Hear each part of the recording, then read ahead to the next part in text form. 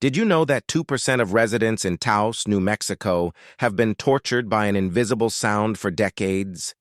In 1993, locals began reporting a persistent low-frequency hum that caused insomnia, nosebleeds, and complete mental breakdowns. This wasn't tinnitus. Recording equipment couldn't detect it, yet people suffered real physical symptoms. Government studies confirmed the phenomenon exists but found no source. The most disturbing part? Residents noticed the hum intensified near military installations.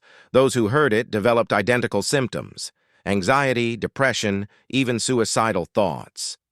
Some families moved across the country to escape it, but the hum followed them everywhere.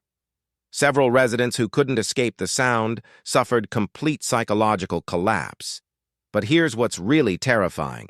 Similar hums have appeared worldwide, always near classified military facilities. The pattern suggests potential weapons testing or mind control experiments on unwitting populations. The government knows what's causing it, but they're not telling us. Let us know what you think happened in the comment. Like and follow for more videos.